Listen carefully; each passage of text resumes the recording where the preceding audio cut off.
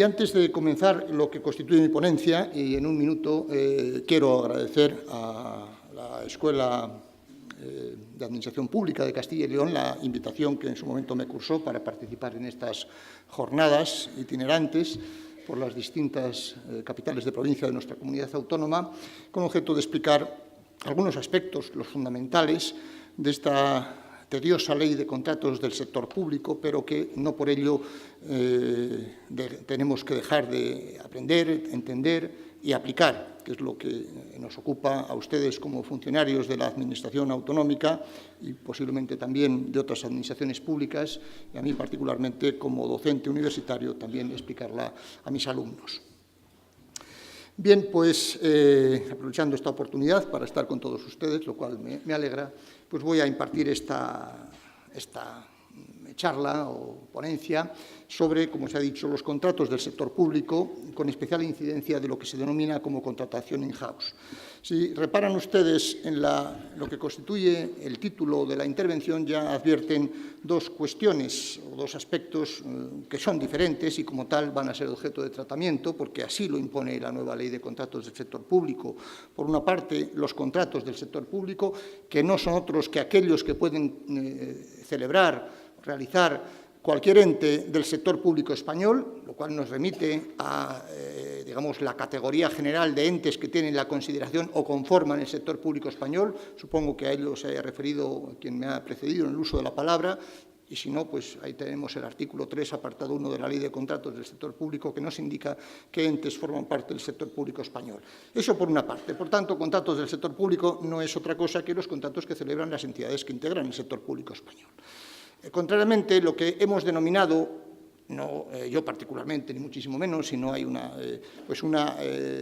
opinión común o idea común o un tratamiento común de lo que se consideran como contratos in-house, contratos domésticos, pues lo que primero que tengo que advertir es que no se tratan propiamente de contratos, no son contratos de la Ley de Contratos del Sector Público y, por tanto, quedan digamos, ajenos al régimen jurídico de los contratos del sector público. Por tanto, lo que se denomina como contratación in-house, una denominación un tanto equívoca, que nos remite a una suerte de modalidad o modalidad de contratos del sector público, no son contratos del sector público, sino otra cuestión diferente a la que aludiré después.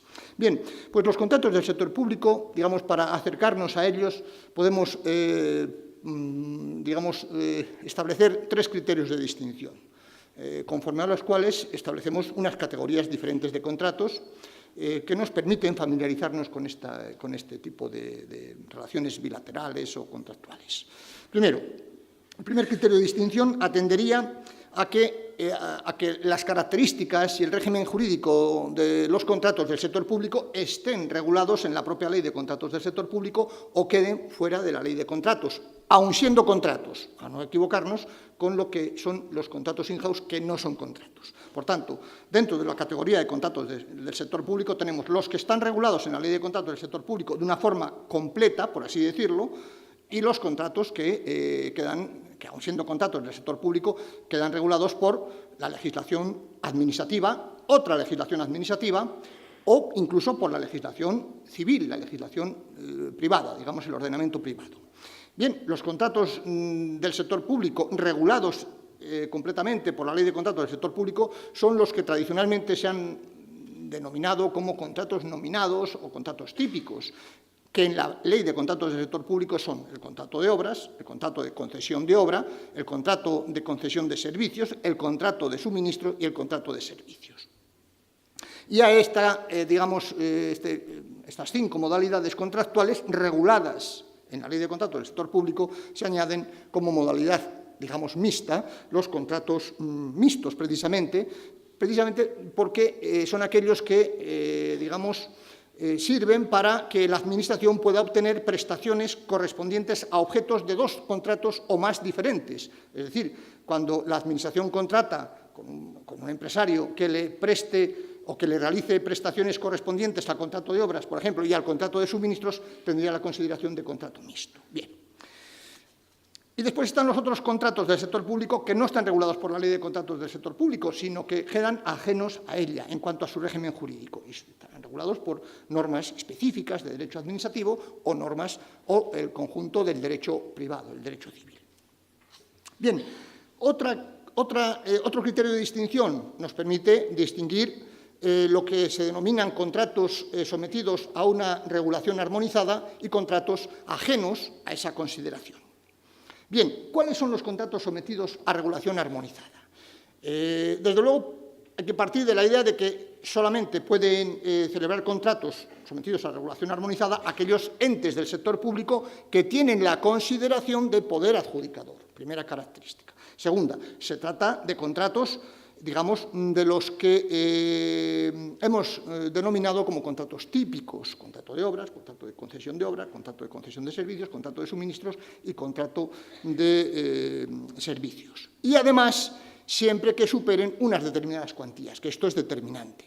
Unas determinadas cuantías que establece la propia ley de contratos del sector público, pero que, digamos, son cuantías que suelen cambiar con el paso del tiempo. De hecho, así como dato anecdótico, podríamos decir, pues tenemos que los contratos sometidos a regulación armonizada en cuanto a su cuantía fueron fijadas, como es natural, por la propia ley de contratos del sector público, aprobada y publicada el pasado noviembre de 2017. Pero antes de que terminara el año, ya esas cuantías fueron objeto de modificación, porque, digamos, así lo impuso la norma comunitaria correspondiente y tuvo el legislador español que adaptarse a ella.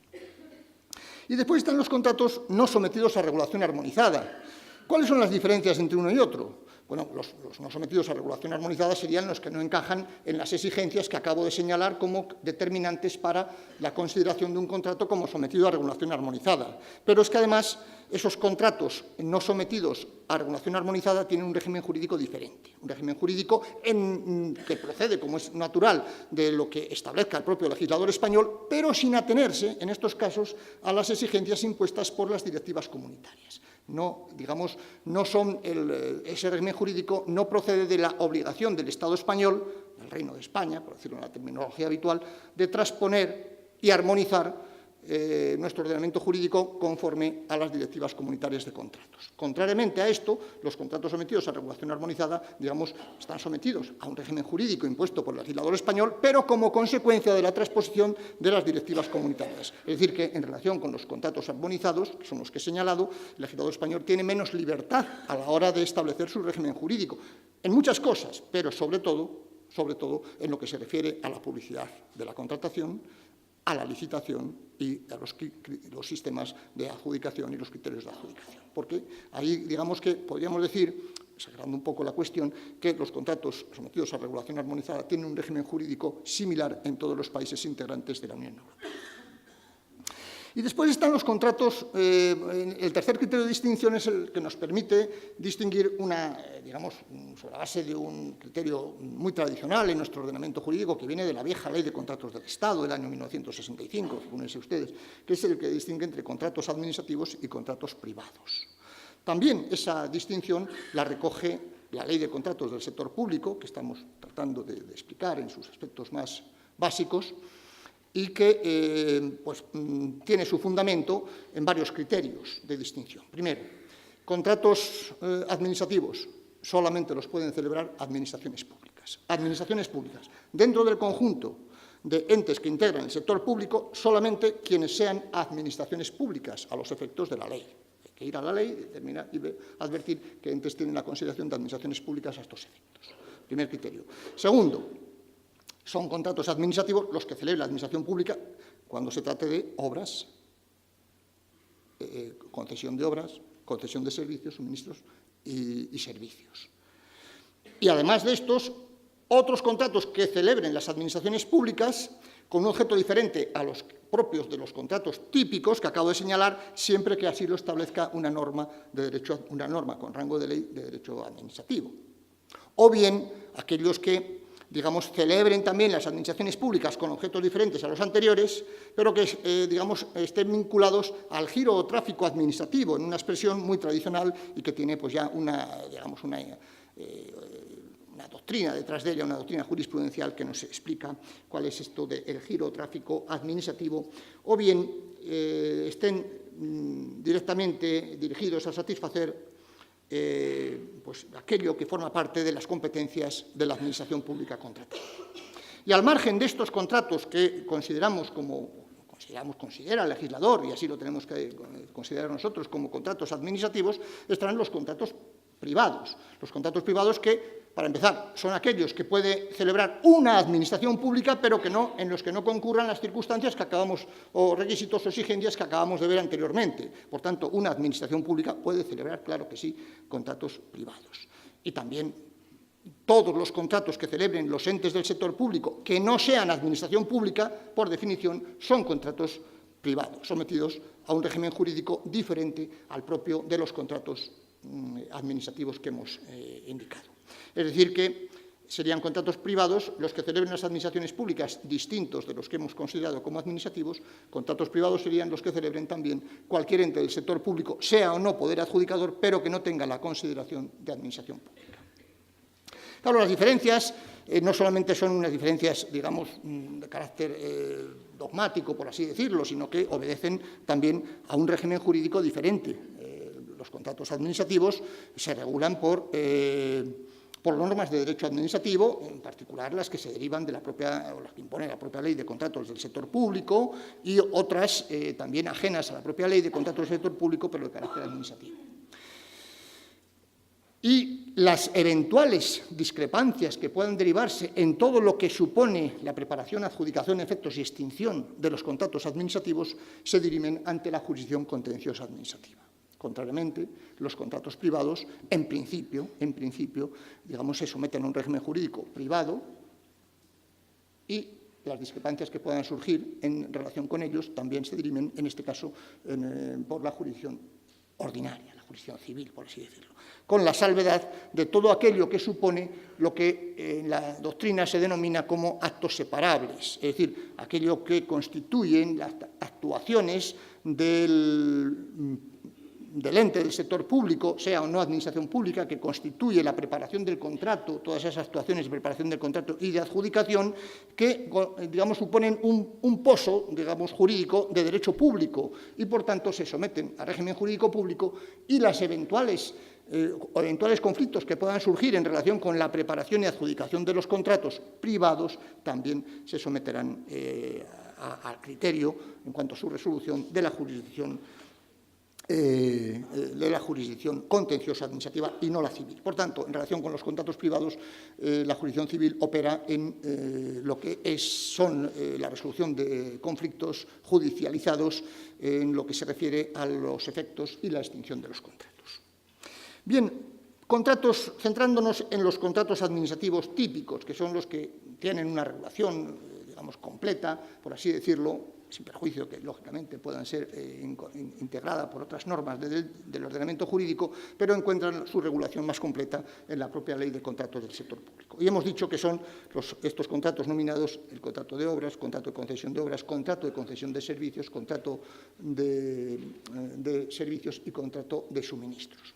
Una relación de contratos que difieren, al menos parcialmente, con la relación contenida en la regulación precedente, que data de la última, del año 2011, el texto refundido de la Ley de Contratos del Sector Público. Y difiere en dos contratos, digamos, que desaparecen de la nueva Ley de Contratos del Sector Público, que son el contrato de colaboración entre el sector público y el sector privado y el contrato de gestión de servicios. Y se incorpora como novedad el contrato de concesión de servicios. Es decir, que hay una variación en cuanto a los contratos que integran esa nómina de contratos típicos en la Ley de Contratos del Sector Público. Bien, ¿por qué desaparecen estos dos contratos de la nueva regulación? Bueno, pues en un caso, no tanto por imposición comunitaria, sino por decisión, digámoslo así, libérrima del legislador español, que es la supresión del contrato de colaboración entre el sector público y el sector privado. Digamos, su supresión no obedece sino a lo que, atendiendo a lo que dice la exposición de motivos de la ley, pues a una razón bien fácil de entender, y es que era un contrato que a estas alturas, después de 10 años de presencia en nuestro ordenamiento jurídico, desde el año 2007 en que se aprueba la Ley de Contratos del Sector Público y de su mantenimiento en el texto refundido de la Ley de Contratos del 2011, pues prácticamente ha tenido una existencia, digamos, formal, pero no real, porque no ha sido objeto de aplicación. De manera que este contrato desaparece y pasa sin pena ni gloria, porque no ha sido objeto de aplicación. Además, entiende el legislador, yo creo que razonablemente, que el objeto de este contrato puede conseguirse a través de la concesión, bien sea de obras o bien de servicios. Mayores consideraciones merece la supresión del contrato de gestión de servicios públicos, toda vez que este ha sido un contrato presente en el ordenamiento jurídico español desde mucho tiempo atrás, un contrato profusamente utilizado por las administraciones públicas en su momento para la prestación de servicios a los ciudadanos o a los usuarios y particulares, y por tanto, pues claro, requiere alguna explicación por qué este contrato ha desaparecido en nuestro ordenamiento jurídico.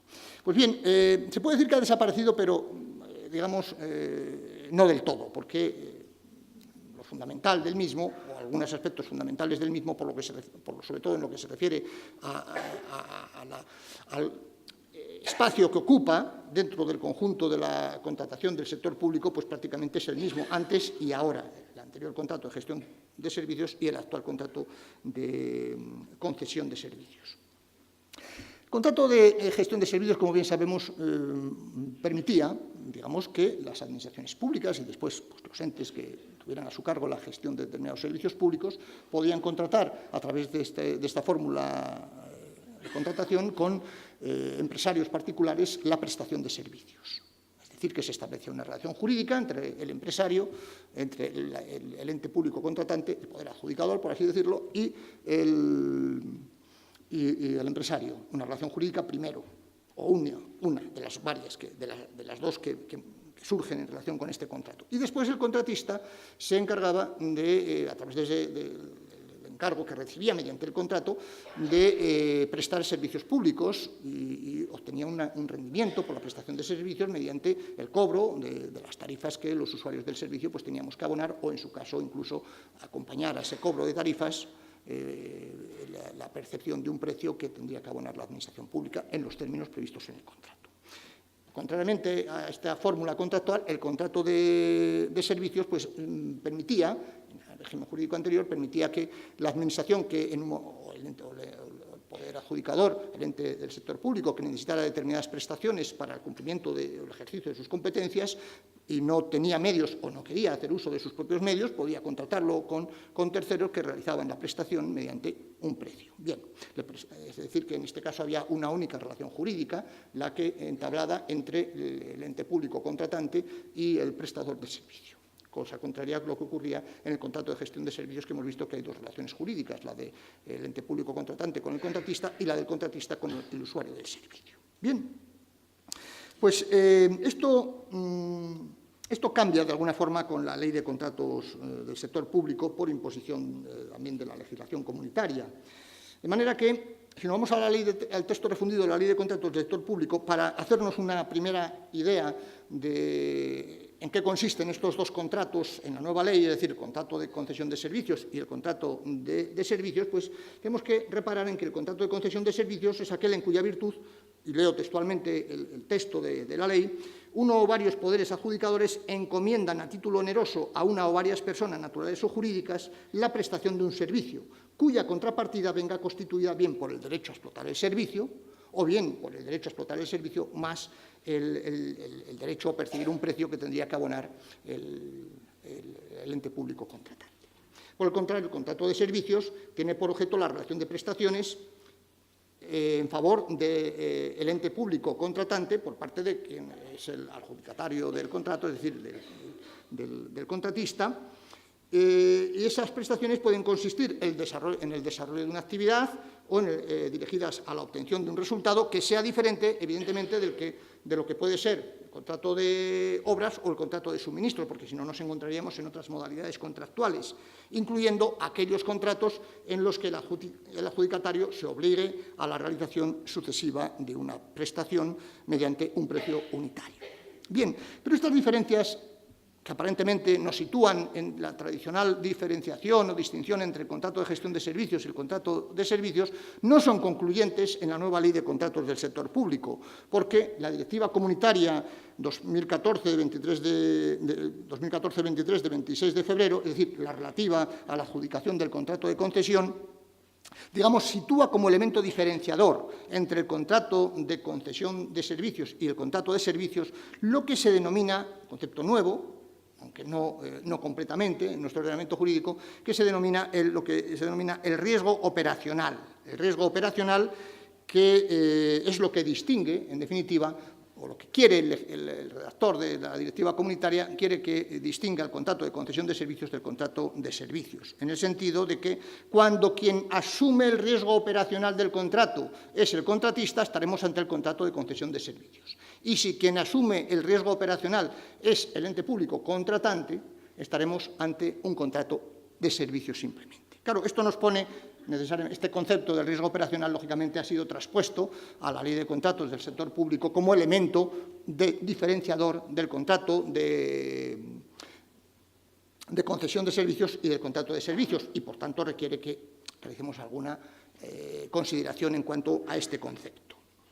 Bien, y para, digamos, situándonos en el nuevo contrato de concesión de servicios, en el que, por tanto, el riesgo operacional lo asume el contratista, pues vamos a identificar lo que constituye propiamente, desde el punto de vista incluso material, el contrato de concesión de servicios, toda vez que a través del mismo el contratista se compromete a prestar un servicio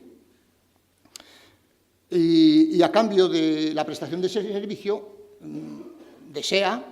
pretende obtener unos rendimientos con los que evidentemente tendrá que subvenir a los gastos que hayan podido suponer, las inversiones que ha tenido que realizar, u otros gastos de funcionamiento necesarios para el funcionamiento de ese servicio, e incluso tener lo que legítimamente puede considerarse como el beneficio de su actividad como empresario.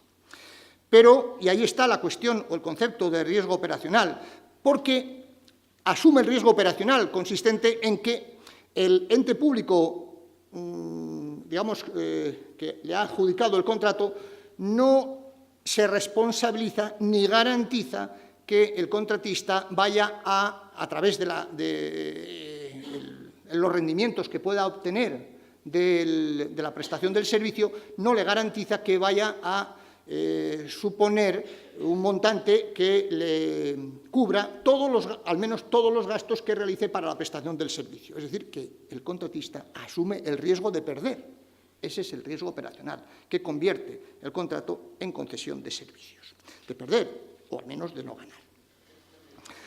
También tiene la consideración, lo cito porque es una modalidad contractual que tuvo una importancia hace unos años y todavía pues, se mantiene, tiene la consideración hay que reconocer la existencia de riesgo operacional en los casos en los que la remuneración del contratista, cambio de la prestación del servicio correspondiente, no le viene de los usuarios del servicio, sino que viene directamente del ente público contratante. Siempre que, y ahí advertimos digamos, el elemento fundamental que determina la consideración del contrato de concesión de servicios, es decir, el riesgo operacional, siempre que, digamos, la remuneración que tiene que abonar el ente público contratante al contratista por los servicios que presta a terceros, se derive fundamentalmente o tenga que ver fundamentalmente con la demanda del servicio, con la demanda real del servicio. Pensemos, por ejemplo, en lo que, en fin, como decía anteriormente, hace algunos años pues tuvo en tiempos de vacas gordas, perdonen ustedes la expresión, que es muy jurídica, en tiempos de vacas gordas pues sabían ustedes que había unas fórmulas a través de las que las administraciones públicas, fundamentalmente el Estado, pero también otras administraciones públicas poderosas, pues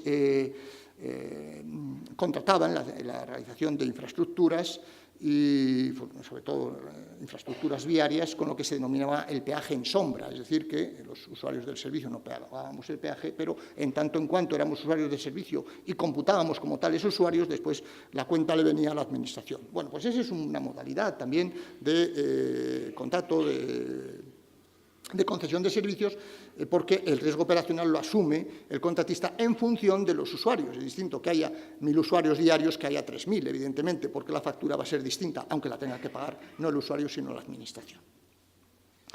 Bien, por tanto, queda claro, vamos aclarando lo que constituye el riesgo operacional. El riesgo operacional no puede sino derivarse de factores que escapan al control de las partes del contrato, es decir, que ni el ente público contratante ni el contratista pueden influir de una forma determinante en el uso que se haga del servicio, que es lo que va a determinar, en definitiva, los rendimientos del contratista. Es decir, que el contratista asume el riesgo de exposición a las incertidumbres del mercado. Asume que, digamos, le puede ir bien, le puede ir mal, y asume el riesgo, lo que se denomina el riesgo de demanda y el riesgo de suministro. Es decir, que haya menos demanda de la que él esperaba, o que incluso haya una demanda, la que sea, pero que él, por las circunstancias que sean, derivadas del mercado, no puede atender, riesgo de suministro. Entonces, bueno, pues eso es algo que tiene que asumir y lidiar con ello, por así decirlo, el contratista. Pero si nos acercamos al contrato digamos, visto desde la perspectiva tradicional de la diferencia entre el contrato de gestión de servicios y el contrato de servicios, había una diferencia clara, nítida, entre el contrato de gestión de servicios y el contrato de servicios, en el sentido de que en el contrato de concesión de gestión de servicios, los destinatarios del servicio eran los usuarios particulares, personas físicas, personas jurídicas, pero al fin y al cabo usuarios del servicio. Y en el contrato de servicios decíamos que el destinatario de la prestación era el ente público contratante que requería esa prestación para cumplir sus actividades normales de funcionamiento y de prestación, digamos, del servicio o del ejercicio de sus competencias. Pero ahora ya la clave no está ahí. La clave no está en ese dato, sino en el riesgo operacional.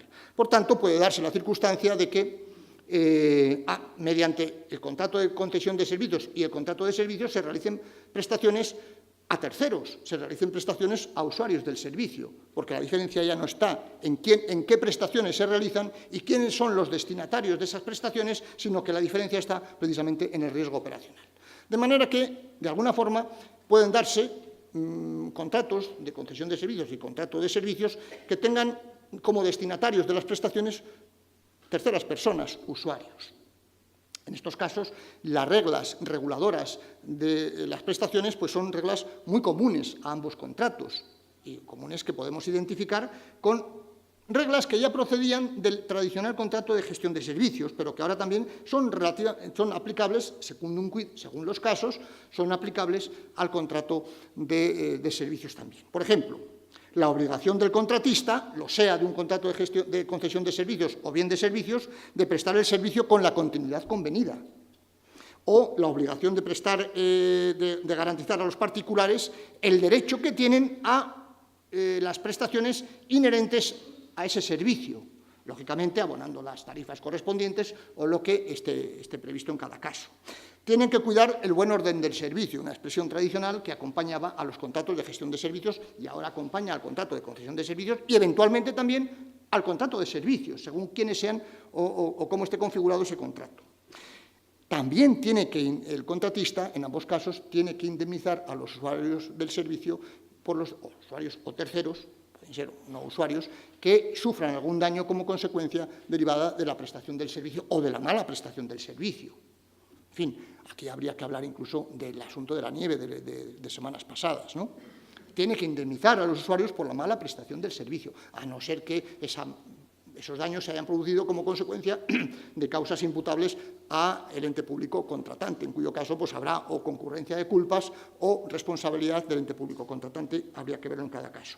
Y por último también, lo cual ha sido tradicional también en el contrato de gestión de servicios, el contratista se obliga en los términos lógicamente pactados, se obliga a entregar las infraestructuras y las instalaciones que hayan servido para prestar el servicio cuando el contrato finalice en adecuado estado de funcionamiento y conservación. Bien, pues como el tiempo apremia, ¿por dónde andamos? ¿Cuánto? 25. Bueno, vamos bastante bien. Vamos a cambiar de tercio, que dirían los taurinófilos. Ya sé que aquí habrá quien lo sea y otros que no lo sean, pero yo lo utilizo en unos términos exclusivamente lingüísticos. Vamos a cambiar de tercio para hablar de los denominados contratos in-house. Contratos in-house que, como digo, no son contratos, no hay una relación contractual entre una parte y otra parte, que es lo que caracteriza a cualquier contrato, sea privado, sea laboral o sea administrativo. No hay dos partes que convienen en cuanto a un objeto, la prestación de un objeto y un precio por ello. No hay tal. Es otra cosa distinta y vamos a tratar de aclararlo. Y como primera aproximación a los contratos in-house podríamos decir que se trata de una relación de cooperación vertical. Dicho esto gráficamente, y no es una invención mía, sino que la ley así lo considera, una relación vertical entre un ente público y otro ente del sector público. Un ente público que puede ser un poder adjudicador, o no serlo, lo veremos, y otro ente público. Y esa relación vertical, cuando hablamos de relación vertical, estamos viendo uno arriba y otro abajo, porque es uno el que ordena y otro el que tiene que obedecer. El que ordena es un poder, puede ser un poder adjudicador o puede no serlo, normalmente lo será, pero que tiene la capacidad de ordenar a otro ente del sector público que le realice o le provea de determinadas prestaciones en bienes y servicios que el primero requiere y necesita, a cambio de una compensación. Pero esa relación es una relación vertical, o es una relación de ordeno y mando, Primero ordena, segundo obedece. Ven como no hay una relación en la que las partes convienen libremente en cuanto a un objeto y un precio. No, aquí hay uno que ordena y otro que obedece. Es una relación, digamos, de arriba a abajo, una relación vertical. Y esto está regulado en la Ley de Contratos del Sector Público en dos preceptos, el artículo 32 y el artículo 33 de la Ley de Contratos del Sector Público. Pero no vamos a hablar de momento de estos dos artículos, a los que me referiré después, sino vamos a hacer un poquito de historia, unos segundos lo vamos a dedicar a la historia, en el sentido de que es una institución jurídica, esto que denominamos contratos in-house, que tiene su origen y a lo mejor quizás en algún momento pues tiene su final, pero de momento no vamos a situar en el origen porque está plenamente operativo este mecanismo, incluso es un mecanismo en crescendo, es ya cada vez más presente. Pues bien, esto tiene su origen en la jurisprudencia del Tribunal de Justicia de la Unión Europea. El Tribunal de Justicia de la Unión Europea, a partir de una serie de sentencias, fundamentalmente una bien conocida, supongo que de muchos de ustedes, la conocida como sentencia Tetcal del año 1999, a la que han seguido otras que tienen unos nombres pues, muy variados, Carbotermo, Stadhal, Esug, Parking Brixen, Coditel Brabant, Econor, etc. Es decir, varias sentencias, no muchas, pero sí hay varias, un ramillete de sentencias desde el año 99 hasta prácticamente antes de ayer, como quien dice, en las que el Tribunal de Justicia de la Unión Europea va conformando, sacando de la nada, una relación jurídica no contractual, que es esto que ha venido a denominarse como contratos in-house. ¿Cuáles son los pilares, digamos, que se pueden deducir de esa jurisprudencia del Tribunal de Justicia de la Unión Europea a través de todas estas sentencias que se van dictando a partir de 1999? Primero, primer pilar, un ente público puede efectuar encargos a otro sujeto, denominado medio propio, este otro sujeto se denomina medio propio, siempre que sobre el medio propio, ese sujeto que se denomina medio propio, ejerza o pueda ejercer un control análogo al que ejerce sobre sus propios servicios. Dicho esto, eufemísticamente, es el ordeno y mando de lo que yo les he hablado. Lo que pasa es que esto se dice de una forma, pues, en fin, un poco más finamente, dice que pueda ejercer un control análogo al que ejerce sobre sus propios servicios. Bueno, pues puede ordenar, en definitiva. Y el que recibe la orden tiene la obligación de acatarlo y realizar esas prestaciones en forma de servicios o prestación de bienes en los términos que se le ha ordenado y percibiendo por ello una compensación que es la que establece el sujeto que da la orden. Y además, ese ente que tiene la consideración de medio propio tiene que gastar, voy a decirlo de una forma un poco, simpática, tiene que gastar sus energías, la mayor parte de sus energías, en cumplir los encargos que le hace el ente del que depende. Es decir, que no puede actuar en el mercado libremente, o al menos en toda la extensión que a lo mejor le pudiera apetecer, sino que su dedicación fundamental es a cumplir el encargo. Solamente puede tener una actividad marginal fuera de lo que constituya el cumplimiento de los encargos que reciba.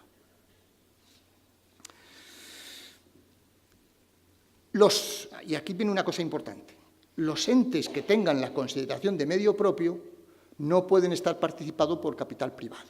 Tiene que ser siempre capital público, porque si entrara capital privado estaríamos dando la oportunidad de ganar dinero a sujetos que, mediante la inversión en un ente que tiene la consideración de medio propio, tienen asegurada, de alguna forma, el trabajo, tienen una carga de trabajo a través de los encargos que reciban. Por tanto, no puede entrar capital privado esto es una regla muy tajante impuesta por la jurisprudencia del Tribunal de Justicia de la Unión Europea. Incluso ni siquiera pueden participar, esta es una sentencia relativamente reciente, ni siquiera pueden participar sujetos privados que tengan la consideración de entidades sin ánimo de lucro. Sin ánimo de lucro. Es decir, ya no entidades que tengan legítimamente, digamos, como destino fundacional el obtener beneficios, sino aquellas que tienen un destino fundacional que no se vincula a la obtención de lucro, tampoco pueden participar. Aquí el legislador es muy exigente a través de una sentencia, la sentencia SUG, relativamente reciente, que se dicta en relación con un asunto, un conflicto que surge en Portugal. Pues bien, para que un ente pueda considerarse como un ente que puede ser poder adjudicador o no poder adjudicador, pueda considerarse que ejerce ese poder sobre otro ente denominado medio propio, tiene, como decía anteriormente, que tiene la posibilidad de ejercer un control análogo al que sobre el sujeto que recibe el encargo. Es decir, se requiere que tenga una absoluta influencia dominante sobre los objetivos estratégicos del ente que tiene la consideración de medio propio. Es decir, tenga un control sobre el medio propio de carácter estructural, funcional y efectivo. Bien, ¿y esto cómo se consigue? Pues, lógicamente, se consigue de una forma normal, digamos, en el ámbito de las personas jurídicas. Se consigue cuando el ente que domina esté presente en los órganos de gobierno del ente dominado. Es decir, que los órganos de gobierno del ente dominado estén integrados por sujetos que dependen o que son los mismos que, digamos, ejercen el poder o ejercen las potestades correspondientes en el ente público dominante. Y se admite la posibilidad de que un medio propio lo sea no solamente de un ente, como poder adjudicador o no poder adjudicador, depende, sino de varios entes públicos. Y esto tiene unas consecuencias que trataré de señalar después importantes. Unas consecuencias y, sobre todo, unas posibilidades, abre unas posibilidades importantes para las administraciones públicas.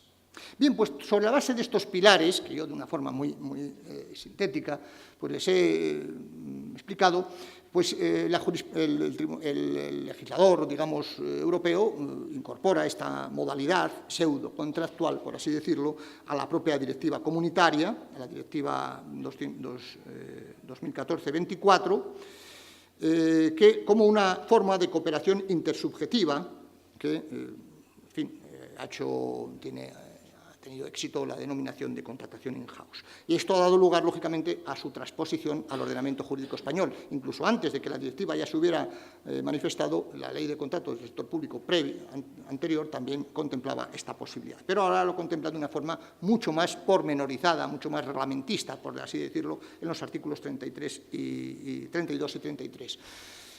Uno y otro se refieren a dos supuestos distintos. El artículo 32 de la Ley de Contratos del Sector Público, ya estamos hablando, por tanto, de nuestro ordenamiento jurídico en sentido estricto. El artículo 32 hace referencia a los encargos a medios propios que pueden realizar entes que tengan la consideración de poder adjudicador, que sean los más habituales. Y el artículo 33 hace referencia o regula los contratos a medios propios que puedan realizar entes del sector público que carecen de la condición de poder adjudicador, que no sean poderes adjudicadores. Bien, pues dicho esto, vamos a centrarnos en el primero, que es el que, en fin, nos va a ocupar más tiempo, porque, en definitiva, es el más habitual, el que tiene más interés para el propio legislador, e incluso también desde el punto de vista práctico. Pues bien, primero, ¿quién puede ser medio propio? Medio propio puede serlo una persona jurídica, siempre persona jurídica, sometida a derecho público o a derecho privado. Esto es indiferente, no es relevante, puede estar sometida a derecho público o derecho privado, regulada por el ordenamiento jurídico público o bien como persona jurídico-privada. Pero, insisto, eso sí, nunca participada por capital privado, que es distinto. Puede serlo siempre que otro ente, que es el poder adjudicador, ejerza sobre él un control análogo al que ejerce sobre sus propios servicios. Y en estos casos, el poder adjudicador le puede ordenar al ente que tenga la consideración de medio propio que le provea de los bienes y servicios que constituyen, digamos, el objeto de cualquiera de los contratos típicos, que le provea de una obra o de una obra más la gestión de esa obra, o que realice un determinado servicio, o que preste un determinado servicio o le provea de un determinado suministro, etc. Es decir, que a través de esta fórmula que he dicho pseudocontractual, pero que no tiene nada de contrato, a través de esta fórmula el poder adjudicador puede ordenar a otro ente sobre el que ejerce un poder análogo al que ejerce sobre sus propios servicios, para que le provea de todos aquellos bienes y servicios que, si no lo ordenara al medio propio, tendría que proveerse en el mercado mediante los contratos correspondientes: contrato de obra, contrato de concesión de obra, contrato de concesión de servicios, contrato de suministros o contrato de servicios. Pero si tiene un medio propio, le ordena, le dice: hazme esta obra. No, hazme esta obra y explótala durante los próximos 10 años. O provéeme de todos estos materiales que necesito. Y lo hace sin ajustarse para nada a ninguna regla, digamos, de publicidad, de contratación, etc. O, bueno, matizadamente la de publicidad, a lo que después aludiré. Pero, en principio, lo hace, digamos, como quien ordena a alguien sobre el que se tiene poder para ordenar. Y esto, desde el punto de vista dogmático, ¿cómo se explica esto? Bueno, pues se explica, bueno, la doctrina lo viene explicando como sobre la base de lo que se denomina la potestad de autoorganización, es decir, un ente, una administración pública y, por extensión, cualquier ente, un poder adjudicador, tiene la capacidad de autoorganizarse, de dotarse de su propia estructura organizativa. Y dentro de esa estructura organizativa, pues, está la posibilidad de crear un ente que tenga la consideración de medio propio. Por tanto, es como si el medio propio, el ente que tiene la consideración de medio propio de un poder adjudicador, es algo así como una extensión de la estructura organizativa, longa manu, digámoslo así, de lo que constituye la organización del poder adjudicador. Como decía, normalmente, o bueno, normalmente lo que es más habitual es que el medio propio lo sea de un único poder adjudicador, siempre que ese poder adjudicador tenga o pueda ejercer un poder análogo al que ejerce sus propios servicios, como venimos diciendo. En estos casos, los encargos, pero incluso en estos casos en los que el medio propio lo es de un único poder adjudicador, el medio propio puede estar obligado a recibir y tener que cumplir los encargos que le realice personalmente, por así decirlo, el poder adjudicador del que depende, o bien otros entes que a su vez dependen del poder adjudicador. Es decir, que si el poder adjudicador, imaginémonos una administración pública grande, como puede ser la Comunidad Autónoma de Castilla y León, tiene a su vez otros entes que dependen en la consideración de lo que se denomina genéricamente la administración institucional. Bueno, pues otros entes que dependen de la administración propiamente territorial. Bueno, pues en estos casos también el poder adjudicador, otros entes que no son poder adjudicador, pero que dependen del poder adjudicador, pueden conferir encargos y el medio propio tiene que cumplir esos encargos. ¿Quiénes pueden ejercer esa posibilidad o quiénes pueden materializar esa posibilidad de realizar encargos? Todos aquellos entes que en la norma fundacional del medio propio consten como entidades que pueden realizar ese tipo de encargos. Incluso, una vez que se ha efectuado el encargo, el medio propio tiene que cumplir las instrucciones que le hayan dado y tiene que cumplir ese encargo conforme a las instrucciones y recibir en compensación el montante económico que haya fijado el ente que le haya efectuado el encargo. Eso sí, bajo unas reglas de mercado, es decir, o mejor dicho, teniendo en cuenta los costes reales que al ente que tiene la consideración de medio propio le supone dar cumplimiento a ese encargo. Y como decía anteriormente, el ente que tiene la consideración de medio propio tiene que ser fiel al órgano o al ente del que depende, en el sentido siguiente. La mayor parte de su actividad la tiene que destinar a cumplir los encargos que le realice o bien el poder adjudicador del que depende o otros entes que a su vez dependen del poder adjudicador. De manera que más del 80% de su actividad la tiene que realizar para cumplir los encargos y solamente podrá realizar al margen de ese más del 80%, menos de un 20%, para realizar otras actividades que le pueden interesar realizar como persona jurídica, digamos, en el mercado, incluso incorporarse al mercado participando en procesos licitatorios, etcétera, siempre que no sean del ente que tenga la consideración de poder adjudicador y del que dependa. Es decir, que puede participar en el mercado en otros procedimientos licitatorios, pero no en relación con los procedimientos licitatorios que convoque el ente, el poder adjudicador del que dependa. Bien, también se admite la posibilidad de que, y esta es una posibilidad también que puede dar su juego, aunque no está demasiado experimentada en la realidad, se admite la posibilidad de que un medio propio lo sea de varios poderes adjudicadores. Es decir, que varias administraciones públicas, por ejemplo, se coordinen, acuerden la creación de un ente que tenga para todas ellas la condición de medio propio, de manera que todas ellas le pueden realizar encargos. Esto es una posibilidad que abre la directiva comunitaria y también el artículo 32, apartado 4 de la Ley de Contratos del Sector Público, y que hasta donde yo sé, está poco experimentada en nuestro país, pero yo creo que puede dar juego. Piensen ustedes el juego que puede dar esto a las entidades locales, a una conjunción de entidades locales que pueden ser municipios y también la Diputación, o municipios y la propia comunidad autónoma, crear un ente que tenga consideración de medio propio para todos ellos y encargarle la realización de prestaciones o de bienes, etcétera, en los términos que en cada caso pues, sean exigibles, sin tener que acudir al mercado, sin tener que acudir a las licitaciones que impone la legislación de contratos del sector público.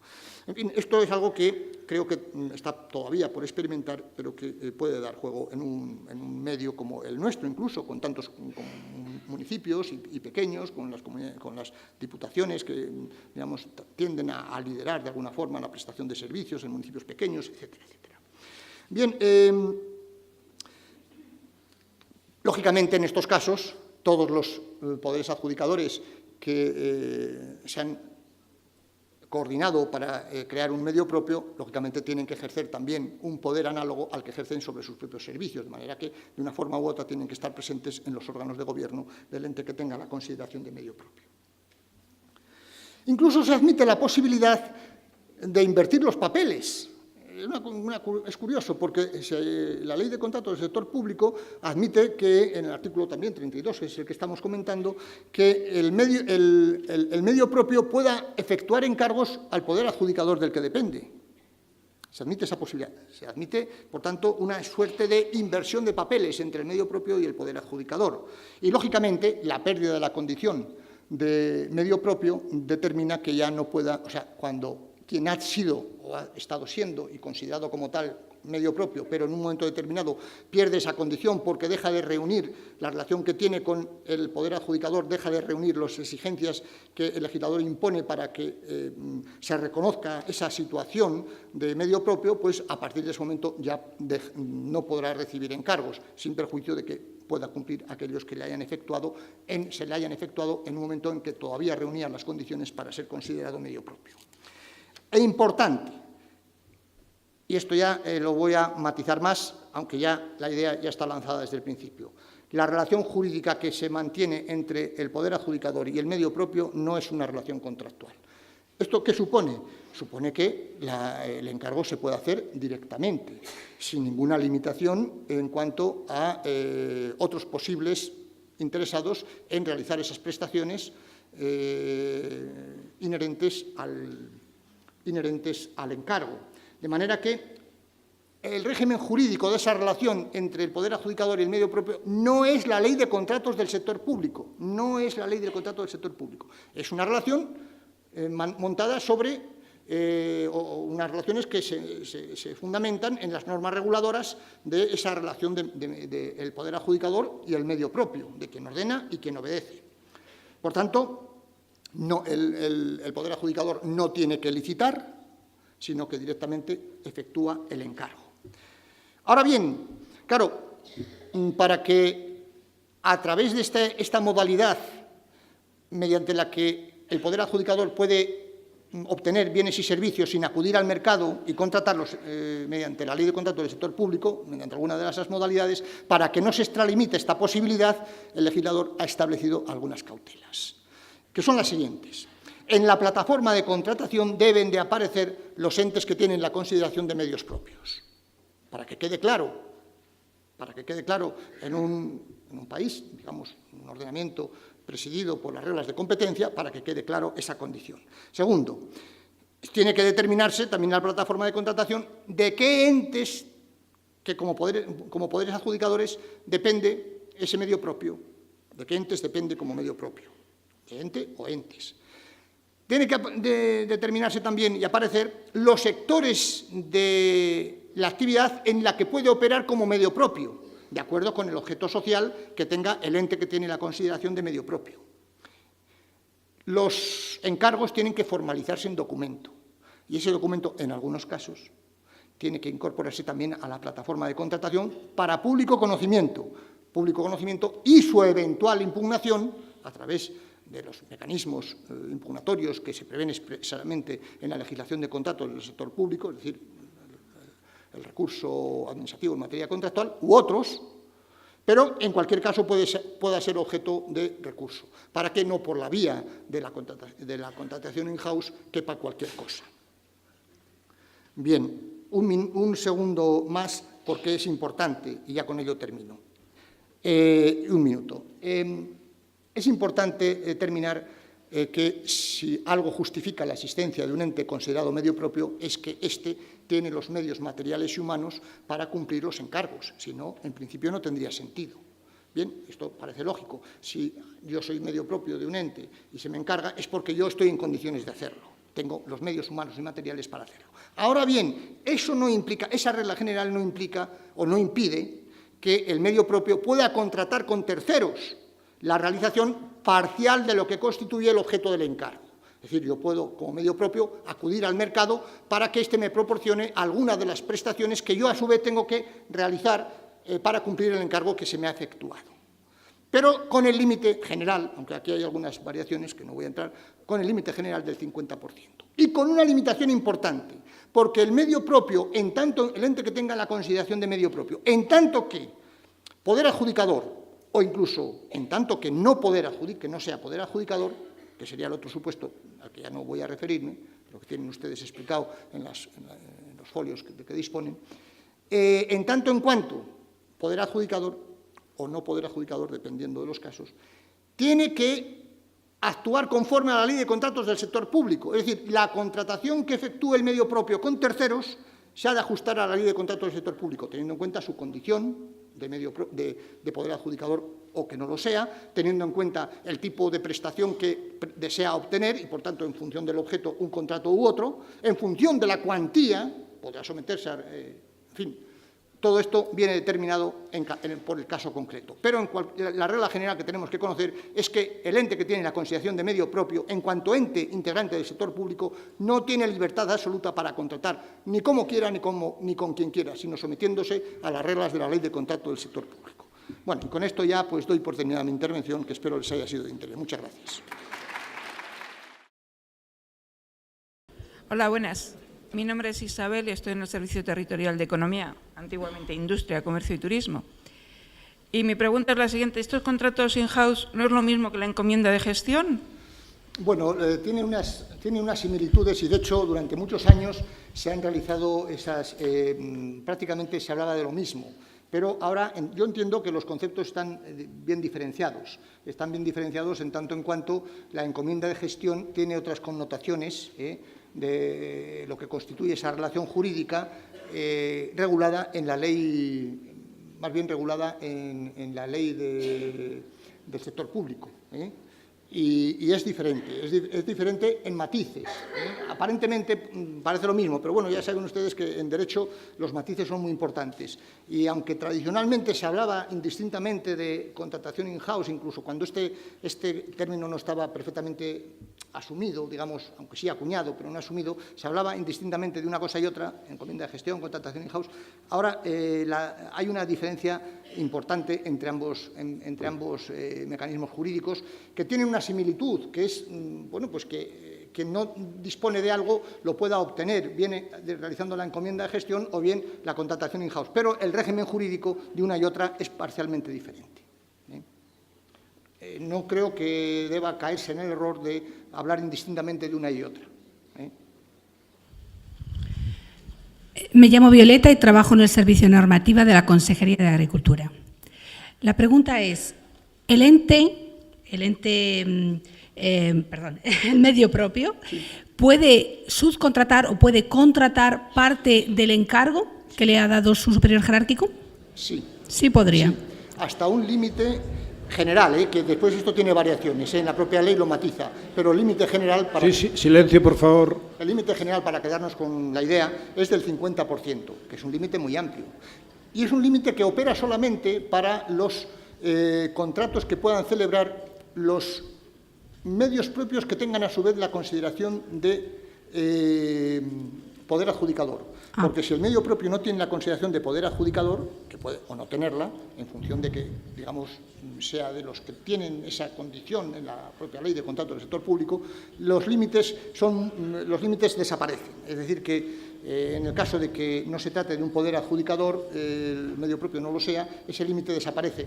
Con lo cual no quiere decir que no deba someter esa contratación a la ley de contratos del sector público, específicamente aquellas reglas de la ley de contratos del sector público previstas para los entes que no tienen la condición de poder adjudicador. Vale, claro. Artículos 321 y 322, creo que son. ¿Más preguntas, por favor? Allí. ¿Alguien más había pedido para...?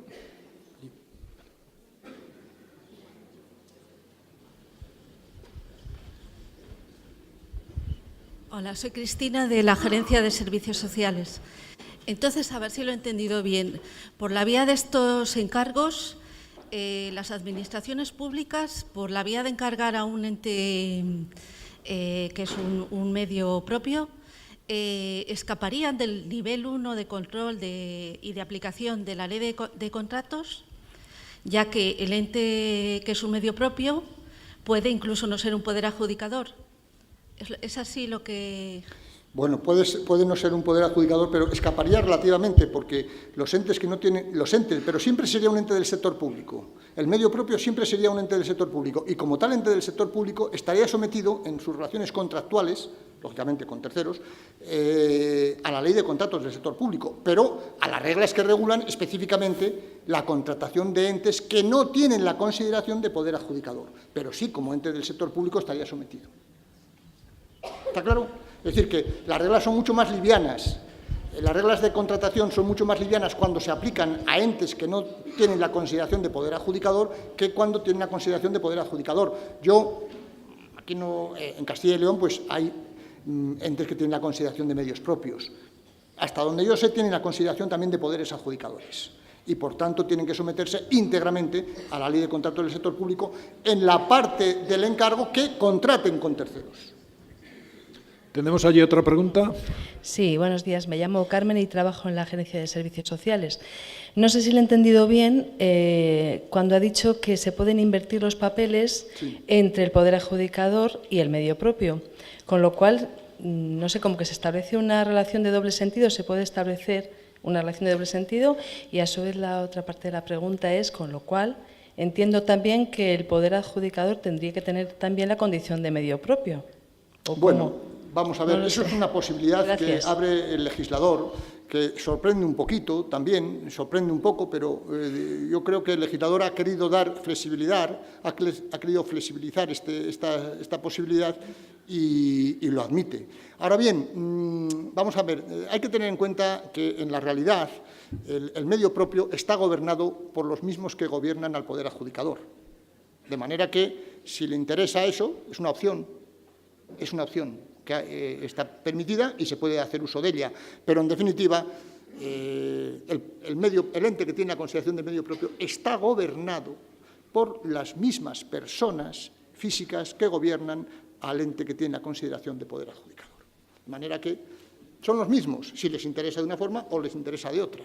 Hombre, lo normal es que el poder adjudicador efectúe el encargo sobre el ente que tiene la consideración de medio propio, y eso es lo habitual. Ahora, esta es una posibilidad que abre la ley, de una forma un tanto inopinada, pero la abre.